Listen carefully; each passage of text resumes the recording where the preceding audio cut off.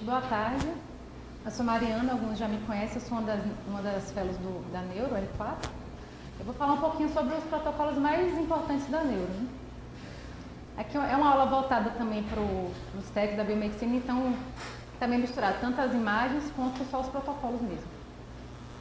Aqui, vou começar aqui só falando, quem já laudou alguma vez, já tá no R12 e no R3, já viu um pouco da ressonância, é que tem qualquer exame. Né?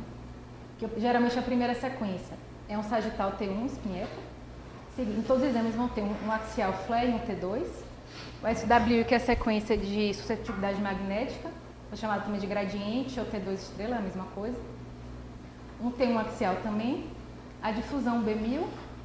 O B1000 para ver melhor a área de restrição e com o mapa para fazer a contraprova, digamos, da difusão. E também é feito um coronal no T2. Aí aqui só para relembrar, geralmente o sagital T1 é a primeira imagem que vem em qualquer exame. Só para a gente lembrar alguns pontos anatômicos para assim, começar a avaliar o exame. Sempre avaliar bem se está tudo normal, né, digamos assim, no tronco encefálico, na região aqui do corpo caloso. Sempre tentar identificar o clivos, a hipófise e o sinal da neurohipófise, que já dá para ver no sem contraste. E aqui são algumas linhas importantes que às vezes a gente mesmo muitas vezes acaba deixando passar, que é sempre bom olhar no início do exame, é que vendo no forame magno para ver se já tem alguma ectopia tonsilar. E aqui a linha vindo do osso occipital até o palato duro, para ver se tem alguma área de invaginação vértebro-basilar, que seria o dente do áxis aqui ultrapassando essa linha. Seria uma área um quadro de invaginação vértebro-basilar. E também já ajuda muito, para mexer no quadro de invaginação, a identificação do clivos. Geralmente, quando tem uma invaginação maior, o clivos fica difícil da gente identificar. Né? Então, assim, começando o exame, já conseguindo ver ele, se ele não tiver fácil de ver, já pode ser que tenha alguma coisa errada. Né? E aqui, lembrando, só para relembrando, quando no sinal T1, o que é que a gente vai ver de alterado, o que vai ter o hipersinal. Geralmente vai ser a gordura, o gadolinha nos exames que for realizado o contraste, né? O manganês, que pode se acumular principalmente nos núcleos da base, proteína, o sangue quando estiver na fase da metahemoglobina, que vai ser um sangramento subagudo, a melanina, necrose laminar cortical, que vai ser um hipersinal bem nos giros, que significa a morte dos neurônios, e calcificações hidratadas também, que muitas vezes a gente esquece, né? Pode ter principalmente nos núcleos da base. Lembrando que a calcificação, se não for hidratada, ela vai ter um hipossinal em todas as sequências. Lembrando também o que pode restringir a difusão. O edema citotóxico, que é o que acontece no AVC, tumores hipercelulares, como o linfoma e o meduloblastoma, o pus, que a gente vai ver no abscesso, ele vai restringir no meio, né? Cisto epidermoide, que aqui a difusão seria exatamente a sequência para determinar que o cisto é epidermoide mesmo, ele pode ter outras etiologias. A doença priônica, que vai ter uma restrição giral no córtex. A amnésia global transitória, que vai ter um foquinho de hipersinal ali no lobo temporal, que depois ele vai desaparecer. E algumas fases do sangramento, aqui, quando ele restringe a difusão, é a mesma fase que vai ter um hipersinal em T2, que vai ter a fase da oxihemoglobina e a metahemoglobina extracelular. Eu não trouxe as fotos para não ficar muito cansativo, isso aqui foi na aula do Stênio, ele já passou isso para vocês. Eu não trouxe a foto de cada um. Aqui no SWI, que é a sequência de suscetibilidade magnética, lembrando que o hipossinal, nessa sequência, ele vai mostrar hemorragia ou calcificação. E só é possível determinar qual é qual na ressonância se for feita a sequência de fase, que é essa aqui. Por exemplo, aqui nesse caso, o paciente tinha 2 focos de hipossinal aqui na região dos tálamos. Aqui a gente vê que tem hipersinal. Para a gente determinar se é calcificação ou sangue, tem que comparar com alguma área que já seja calcificada no encéfalo ou então com o vaso. Por exemplo, aqui, ó. Mas deu para ver, os plexos coróides já são calcificados, já eram em todo mundo. Né? Então, aqui, nesse exame, porque cada fabricante, isso aqui vai variar. Às vezes o sangue pode ser preto ou pode ser branco, aí a gente vai ter que comparar. Nesse caso aqui, nessa máquina, o sangue era preto, a calcificação era preta. Então, aqui, como era ao contrário, aqui era um foco de calcificação, ou de sangramento, desculpa. Que aqui está ao contrário do foco de calcificação do plexo coroide. Se tivesse preto também, a gente pode afirmar que era um foco de calcificação. E lembrando que a melhor coisa para confirmar é a tomografia mesmo. Mas se tiver ressonância, que com a fase é a única maneira de determinar se é sangue ou calcificação. No exame de rotina, quando indicado o contraste, o que muda é que o contraste vai ser feito no T1, tanto no gradiente, que é possível fazer um corte volumétrico, geralmente no sagital, tem mais cortes, e a partir daí, do volumétrico, a gente consegue assim, transformar para outras sequências, né? É feito no sagital e volumétrico a gente pode fazer a reconstrução coronal e axial. E também é feito já no axial, um T1 fecha espinheco. Só para diferenciar, o gradiente geralmente é uma sequência mais rápida, mas ela também é mais suscetível a suscetível mais artefatos. Então é sempre bom fazer os dois, que às vezes pode ter alguma lesão que seja melhor vista no fecha espinheco ou então vice-versa. Seria como se fossem sequências complementares. E é sempre feito quando o exame com contraste. No tumor.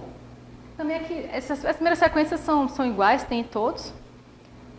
O contraste também é feito nas duas. E o que muda aqui é que o que está no protocolo é ser feita a perfusão T2. Aqui, esses dias eles não estão fazendo, então o pessoal, se tiver tempo, pode fazer um SL, realmente se não tiver perfusão, para não ficar sem nenhum estudo. O SL é uma perfusão sem contraste, mas também dá para fazer a reconstrução, dá para ver se uma área tem maior fluxo ou não pelo movimento das hemácias. E é feito sem contraste. Mas o ideal, o protocolo é fazer a perfusão T2 com todas as curvas mesmo. Quando for indicado, pode ser feita espectroscopia. E o mais indicado é fazer o multivoxel, que é essa que está delimitada aqui. Geralmente também eles fazem a single voxel, mas a multivoxel é mais indicada quando são lesões maiores.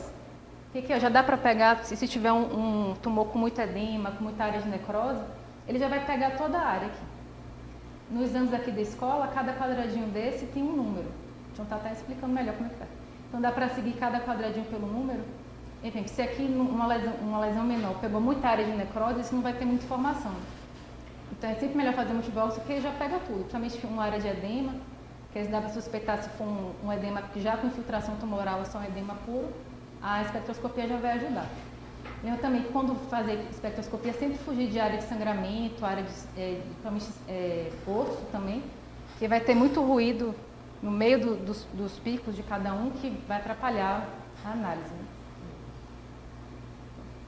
Aqui é o AVC, é a sequência também basicamente a mesma coisa, só que não precisa fazer contraste. Lembrando que aqui não é o AVC agudo, né? O paciente que meio que já está acompanhando tem mais tempo de clínica. Então são as mesmas sequências, né? Os axiais, o FLE T1, T2, a difusão, que vai ser a sequência que vai determinar o AVC mesmo, e o T2 no coronal tem um sagital que é a primeira de todas. Né? E quando o paciente está no quadro agudo, geralmente menor de 4 horas e meia, que é indicado a trombólise, pode ser feito só essas três sequências. O FLE, a difusão que vai ser o mais importante, que geralmente a partir de meia hora já tem alguma alteração da difusão, e só o SWI, que é também muito importante para ver se sangrou. Muitas vezes na tomo pode não identificar um sangramento e no SWI indica o sangramento e iria contraindicar a trombólise. Se tiver tempo, o paciente chegou muito cedo, ainda dá tempo de fazer, ou então ele estiver muito bem, pode fazer um TOF logo, que aí já vê onde é que é a geografia sem contraste, que aí já dá para ver onde tem algum ponto de estenose, né? Então de oclusão. Lembrando que o TOF é uma sequência adicional. Para o AVC agudo pode ser feito só essas três. Pronto, quando a indicação de demência, né? É um exame sem contraste. E aqui o que tem diferente é que a gente tem que fazer um corte em T2 no coronal com cortes finos para a visualização do hipocampo. Se tiver no pedido também, mas geralmente não tem, pode ser feito espectroscopia na região do hipocampo, vai ser com tempo de eco curto. E aqui alguns pedidos que tem algumas sequências específicas eu trouxe para mostrar só o que tem que ser visto. Né? É que na indicação de paciente com demência, então esse é o principal corte para a gente conseguir avaliar bem, que é o do hipocampo no corte coronal fino, para a gente conseguir avaliar bem a atrofia dos hipocampos, que vai ser geralmente assim bilateral. Aqui era um paciente já com quadro de Alzheimer. A crise convulsiva. Aqui vai ser feito de diferente, né? O sagital tem um volumétrico, que vai permitir a reconstrução. E se for o paciente que já vem no pedido, que é uma clínica de suspeita de esclerose mesial temporal, vai ser feita uma sequência IR, que é ponderada no T1, no corte coronal, que é para ver especificamente a área de esclerose mesial temporal. Se não tiver nada específico, ou então tiver mais ou menos assim, crise focal, e não é especificada qual é, a gente faz um T1IR também, são cortes mais finos, permite a reconstrução. E aqui dá para fazer até aquela reconstrução aberta, parecendo um mapa, que aí dá para avaliar melhor cada giro se tem alguma área dispersada, alguma heterotopia. Aí o T1 ponderado em R, dá para ver melhor.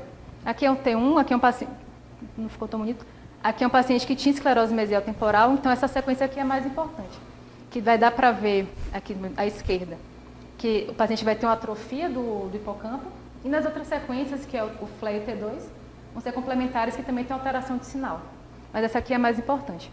Aí se o paciente, se a suspeita não for esclerose mesial, ou então não tiver especificado, essa mesma sequência aqui, mas é feita no axial, que permite a reconstrução para procurar algum outro foco mais específico. Na suspeita de doença de Parkinson, o paciente vem com uma queixa de tremores. Né? Aqui também, o que vai ter de diferente é que vai ter que ser feito um estudo mais específico da região dos núcleos da base até a ponte, que é ali que vão estar as alterações. Né? Então vai ser feito um T2 e um SWI, um corte mais fino direcionado àquela região da base até a ponte, no eixo geralmente perpendicular ao mesencéfalo. E as sequências dos restos são normais. E aqui só para...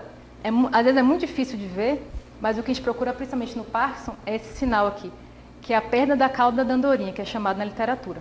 Normalmente, aqui é o nigrossome 1, né? Normalmente, as pessoas que não têm a doença, a gente consegue ver uma área de hipersinal no meio dos nigrossomos.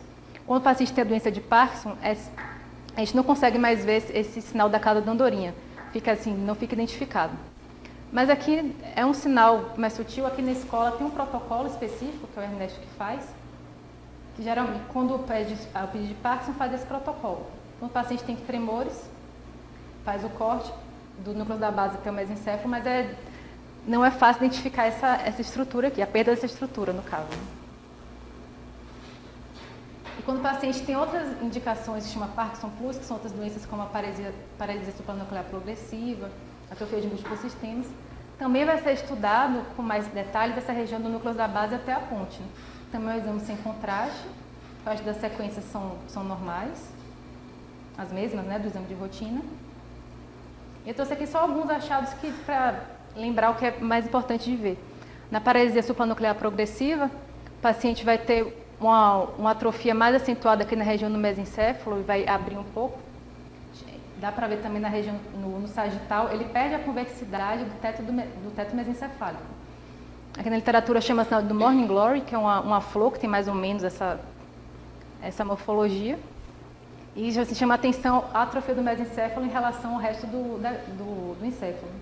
Lembrando que a clínica aqui também é muito importante. E aqui na atrofia de múltiplos sistemas, a gente vai ver aqui o sinal da cruz na ponte, que vai mostrar uma atrofia seletiva das outras fibras aqui do ponto cerebelar, com a preservação dessas fibras aqui no meio da ponte. Então, se a suspeita for de paralisia, atrofia de múltiplos sistemas, essa é a imagem principal que a gente tem que procurar. Esclerose múltipla, que aqui tem bastante. Né? O que muda é que tem que ser feito um sagital flare volumétrico, que é nessa sequência, nesse corte, é melhor para a gente conseguir ver a orientação perpendicular das lesões em relação ao eixo peripendimário.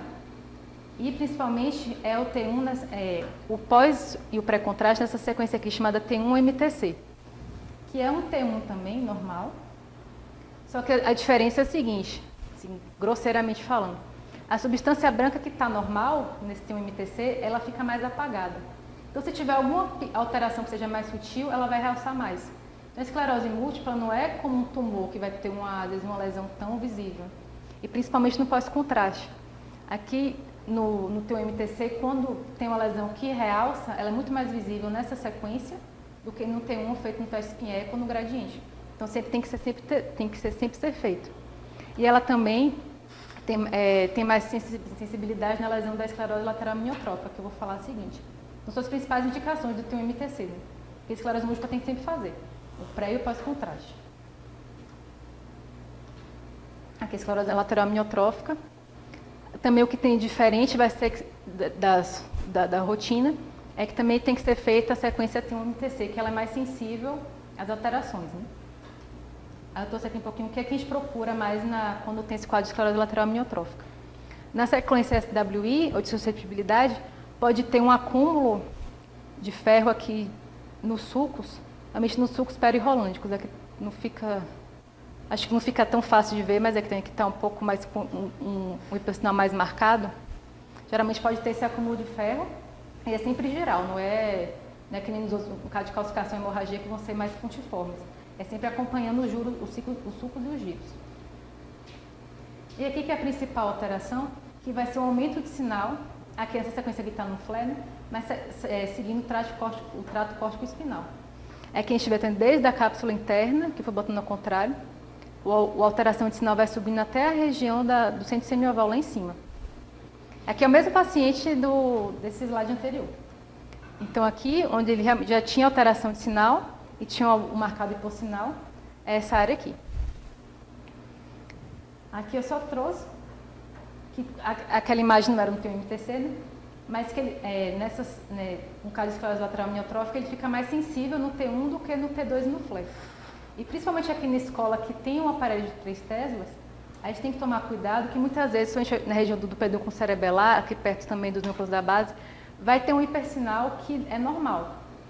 Então, se a gente tomar cuidado, eles veem o pedido, a suspeita, e pelo aparelho de 3 teslas já tem aquela alteração de sinal. E a gente pode dar doença para quem não tem.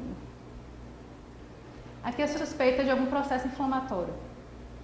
O que tem de diferente aqui, principalmente, vai ter também o FLE, T2, T1, o SWI normal. A difusão é muito importante, principalmente na parte de diferenciação de abscessos. É que se tiver alguma lesão com a área mais cística, a gente tem que fazer um CIS 3D, que é o volumétrico, né? O CIS é uma sequência ponderada em T2, tem muito na hidrocefalia também, que ele acentua a diferença entre o líquido e outras estruturas. Então, às vezes, se for uma lesão que tem alguma cápsula, uma coisa que fica bem mais visível. E aqui eu acrescentei, não está no protocolo aqui da escola, mas se a suspeita for diretamente meningite, pode ser feito também, além do T1 volumétrico e espinheco pós-contraste, fazer um FLE pós-contraste. Que alguns estudos mostram que a sequência é mais sensível, mas quando a meningite está mais no início, ainda não formou nenhuma coleção, nada mais grave. Aqui foram uns exemplos de um artigo, esses aqui no meio, um FAST espinheco com um T1, pós-contraste, que não dá para ver direito as alterações, talvez aqui só um pouquinho, mas no FLE fica muito mais visível, no pós-contraste. Então, é a sequência que tem mais sensibilidade. Não está no protocolo, mas se pudesse, já vier direto no pedido, pudesse ser feito, ou então, se alguém tiver de plantão, e o técnico perguntar, pode orientar a fazer o FLE pós-contraste também, que é mais sensível. A cisticercose entra naquele caso que eu falei, que é, além o que tem uma sequência diferente aqui, é que como tem a formação dos cistos, fazendo 3D cis, vai ter uma melhor resolução para a gente ver a parede do cisto realmente. Às vezes no T2 puro, a gente não vê que tem uma área cística ali, mas não consegue diferenciar muito bem, né? E também se tiver um quadro de hidrocefalia, na hidrocefalia também é feito o 3D cis, para avaliar melhor. Aqui eu peguei um caso até foi da Neurotime, desse ano, que era um quadro de neurocicercose, e aqui no cis, deu para ver melhor a formação da parede do cisto, que é melhor visualizada nessa sequência. Aqui. Ele tinha vários cistos, que só no cis conseguiu assim, determinar que eram vários mesmo, consegui medir o maior, quando as outras sequências ficava meio, não dava para definir muito bem. Aqui geralmente até mais na pediatria, né? Quando o paciente já tiver uma suspeita de uma mitocondriopatia ou leucodistrofia, o que vai mudar só é que a espectroscopia pode ser feita nos núcleos da base, que geralmente é onde tem lesão, mas se tiver lesão em outro lugar pode ser feito também, e que vai ser feita com tempo de eco curto, geralmente é feita com tempo de eco intermediário. A diferença é que com o tempo de eco curto, a gente consegue identificar picos de outros metabólitos melhor do que no tempo de eco intermediário, que é mais colina, creatinina e NAA, né? E o lactato. Com tempo curto, consegue ver os picos de outros picos que a gente não vê num tumor. Então, geralmente, a leucodistrofia e mitocondriopatia tem outras alterações, o tempo de eco curto é mais utilizado. Aqui é a hidrocefalia. O que é importante ver, além disso tudo, também fazer um 3D cis, que a gente vai conseguir ver melhor assim, a diferenciação entre o líquido e a substância encefálica, principalmente para ver estenose aquedutal. E também vai fazer uma fase chamada phase contrast, que eu vou mostrar aqui para quem nunca viu. Aqui o 3D CIS é mais principalmente para ver a estenose aquedutal, que a gente vai ver aqui. E também se o paciente já tiver um fluxo normal, geralmente aqui no CIS a gente já consegue ver o flow void. Se ele não tiver estenose, o fluxo está passando normal, aqui no CIS mesmo já consegue ver que tem um flow void, então está tudo bem. Se ele tiver uma área reduzida, como aqui tem um pouquinho, a gente não consegue ver o flow void, né, que seria uma faixa preta aqui no meio. Aqui tem um pouquinho em cima, né? Aqui ele tinha uma estenosezinha. Aqui. Se não tivesse uma estenose, conseguia ver mais, sim, bem mais nítido em tudo. Né? E aqui também é importante, geralmente aqui é o pedido que o paciente pode pedir para uma pré-terceira ventriculostomia. Que essa sequência aqui é a principal, que a gente tem que identificar se for presente, ela não é presente em todos os casos, né? Mas se for presente, a gente tem que relatar bem que tem a chamada membrana de Lilliquist, que aqui ela pode assim, ter uma causa de falha da terceira ventriculostomia, né? Que ela não é perfurada totalmente. Ela fica nessa região aqui embaixo do infundíbulo, mais ou menos aqui, tá? E no CIS a gente consegue ver que ela está presente. Não é presente em todas as pessoas, mas se for, isso é um critério de falha para a terceira ventriculostomia. Então, às vezes, se for pedido, às vezes não é pedido também. Se for pedido para uma antes da cirurgia, a gente tem que colocar que ela está presente. Ou então pode ser pedido também, o paciente fez a terceira ventriculostomia e continua com hidrocefalia e não melhora. É quando a gente faz o exame, a gente vê que ela está presente aqui. Assim, a terceira ventriculostomia não consegue furar, né? O paciente continua. Aí aqui eu trouxe, é difícil de ver assim, só numa foto, o contrast phase, que ele vai mostrar o fluxo do líquido. Pode ser feito em qualquer lugar, como se fosse um Doppler. Então, à medida que a gente vai passando as imagens, é bem mais fácil ver passando as imagens do que só numa foto. O fluxo vai ficando branco e preto, como se fosse um Doppler. Então, à medida que ele vai movimentando, vai ficando branco e preto. Aqui eu trouxe mais ou menos um exemplo, que era um paciente que tinha um tumor na pineal, e aqui foi antes da cirurgia. Então, a gente viu uma linhazinha bem fininha aqui, bem filiforme. Depois que ele já fez a cirurgia, já desobstruiu um pouco, a gente consegue ver melhor o líquido passando aqui. Então aqui a sequência exatamente é para avaliar a movimentação do líquido mesmo. E lembrando que ele alterna branco e preto. No início eu tinha essa dúvida se branco queria dizer alguma coisa e preto outra, não. Ele vai só alternando. Na verdade, no esse contraste, o branco ele detecta a direção. Isso, é como se fosse esteira de ástole. O branco e o preto, um é subindo e um é descendo. Tem um jeito de ver também, né? À medida que quando a gente vai passando imagem, uma imagem para outra, você vê ele movimentando. Mas eu achava assim que se fosse preto, queria dizer alguma coisa, branco outra, mas é só o movimento. Tem uma aquisição que a gente faz aqui também com o suporte, que aí ele altera, mas não tem sentido.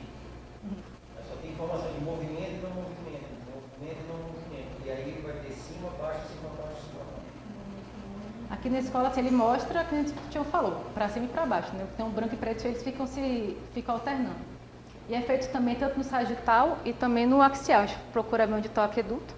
Aqui pegou no preto, mas aqui ele vai alternado. Se tiver fluxo, em cada corte que você for ver, ele vai movimentando, vai mudando a cor.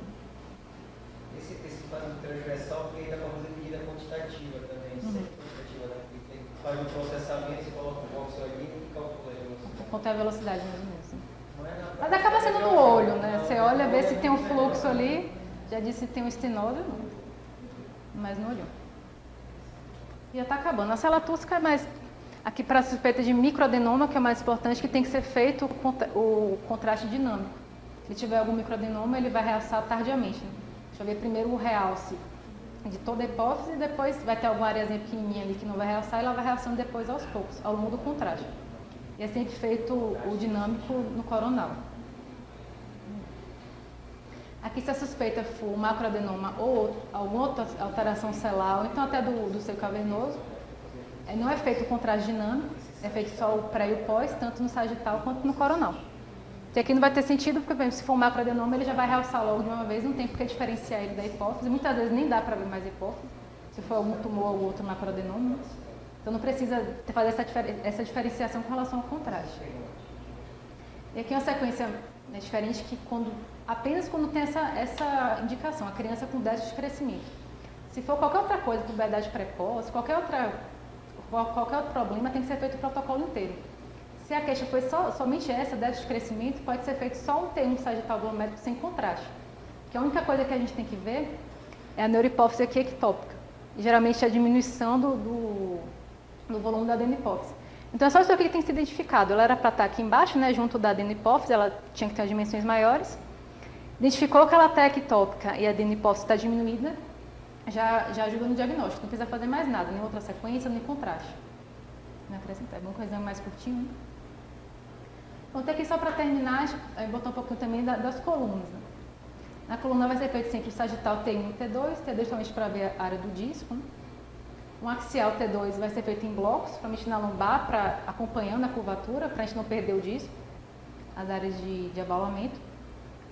Coronal T2, para ver se tem algum desvio de eixo da coluna.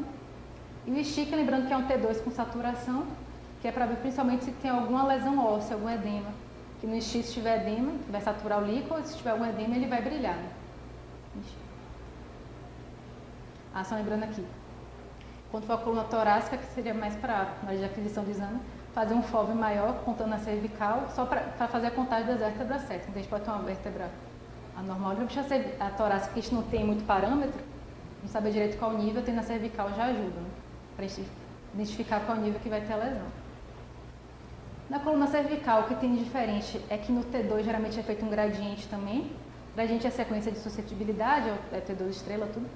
Como na coluna cervical tem mais complexo o disco osteofitário, é feito o gradiente exatamente para diferenciar o que é o disco do osso.